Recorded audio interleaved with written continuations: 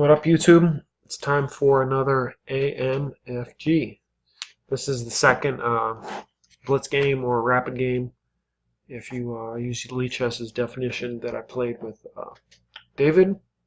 David's black, and let's take a look. So I tell David multiple times, but he's yet to listen to me. I think, in my opinion, you should really concentrate on one opening for a long time and not mix it up too much. Especially with black, I notice he almost always plays e4 with white, but with black he plays d5, d6, g6, e4, e5, pretty much almost everything except Sicilian French and Caro-Kann. So I would recommend to narrow it down and just play game after game with either double king's pawn or Scandinavian or Pirk, because that's the way to learn opening. And once you feel really confident, then mix it up. But just my opinion. So anyway, d5 is played. I take. He takes with the queen. Scandinavian. I play knight f3. This is just a move recommended by Brian Smith to avoid the knight c3 lines, which black might know pretty well. David pins the knight. This is correct. Bishop e2 and knight c6. So this is actually all correct. A lot of people will play c6 or knight f3, but really black should just focus on piece development and castle queenside put pressure on white, and that's what happens. So this is all correct. And c4, and David played queen h5, which is a move. After queen f5, the engine already says black is equal. I'll throw. The engine says black's equal, but white scores pretty well here. All the main wins are white wins. But yeah, let's see. Already, This is the line. Knight takes. Excuse me. Bishop takes. Bishop takes. Oh yeah, I think Brian Smith gives this line. Yeah, because yeah, black is getting this piece back. It's pretty complicated. Yeah, I'll throw in Tal Baron. So I'll include a link to this study, and I've included a lot of games that can be looked at. But there's a lot of complicated lines here. But yeah, Queen f5 is the main line, and this is something I actually have to refresh myself with as white also. So, but anyway, Queen h5 is also a move. I play Bishop e3 to defend this d pawn. If black can put enough pressure on this d pawn and win it, then obviously black's better.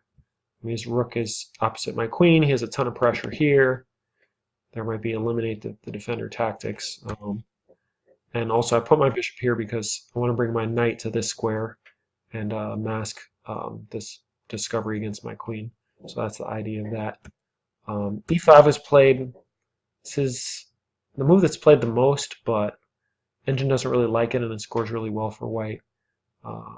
Knight f6 is an alternative. Also, knight h6. You do probably eventually want to play e5 to take advantage of this, but right, played now, I can bypass.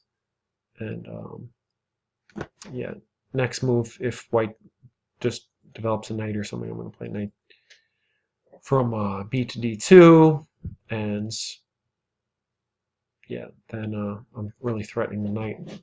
So e4 was played, but now knight g4, and yeah, black's under a lot of pressure because I'm threatening this pawn, and yeah, black's going to have to do something. This bishop's attacked twice, the knight's attacked once.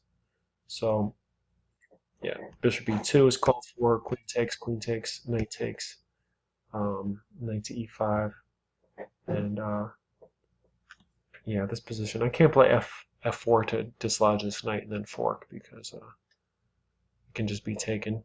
Maybe f6, but probably just be taken.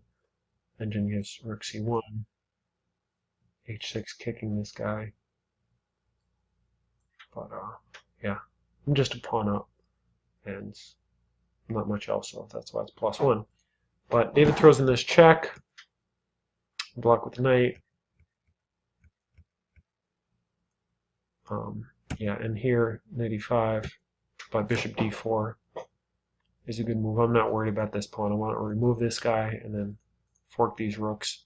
Also, if the knight moves, I want to take here and win the exchange. So, yeah, not sure what exactly can do. F6 was played. H6 I think is a little better. And yeah, I don't win the exchange or anything. I do have an extra pawn and long-range bishop versus knight. My pawn structure is compromised, but this should be better for white. Instead f6, and yeah, now I think I'm winning the exchange no matter what. If the knight's taken, I'm winning the rook this way, and if the bishop's taken, I'm winning one of the rooks this way. So yeah, f6 was less accurate. And yeah, I don't think we really need to look on from here. This is, well, I'll show the rest of the game just for completeness. Yeah, c6 is not good. Yeah, I mean, when you have a knight versus a rook, you want to keep the position as closed as possible. So c6 is not good because it opens the position. I mean, it's true my pawns are bad, but also whites are bad. And yeah, now the position's open for the rooks. So this can't be good. And in play is perfectly for sure. So yeah, again, I want to open the position. It's true these pawns are weak, but actually they're the knight's doing a good job defending them, so I want to break it down. And this pawn is still weak, so oops. Anyway, I skipped ahead to the very end. Sorry about that. Spoiler alert. Yeah, here we are. Yeah, I don't think he should push this pawn. It's true it's more advanced now, and it's still protected by the knight. But yeah, this knight's doing a lot of jobs. It's well placed, protecting here, protecting the pawn. But now that I've got rid of the f-pawn, I can switch rooks over to this file if I want. And I'm going to penetrate one way or another. And yeah, this move is just really bad. The knight needs to stay here. I mean, white is lost, but the knight needs to stay here. Engine recommends rook e8, which makes sense. And if the king moves, the pawn can roll.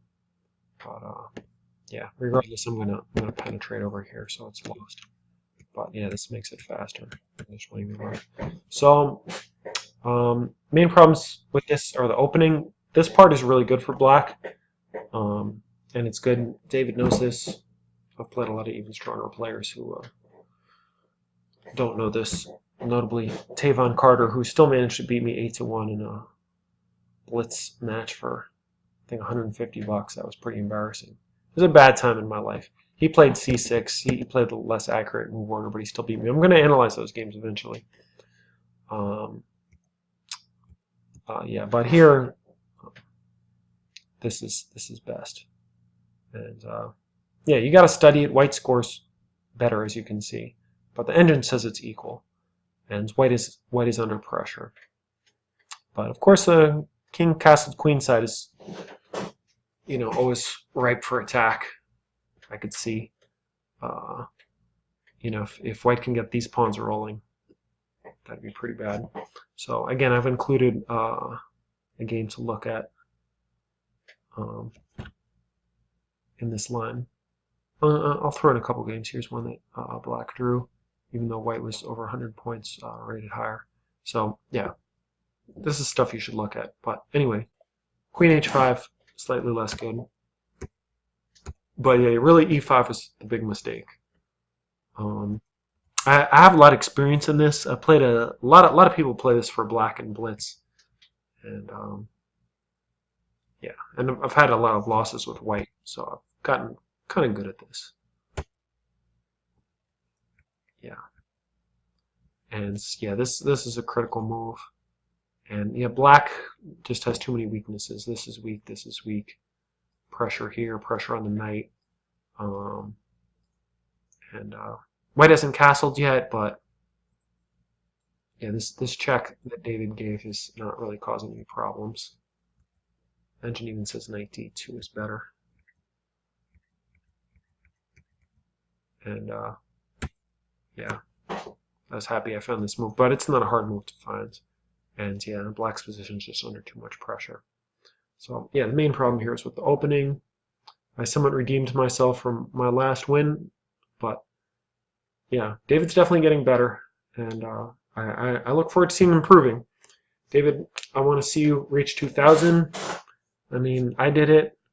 It's not really that hard. You just got to put in more work on all phases of the game. But remember, players rated 18, 1900, 2000 have a hell of a lot of weaknesses in their games. I know I do.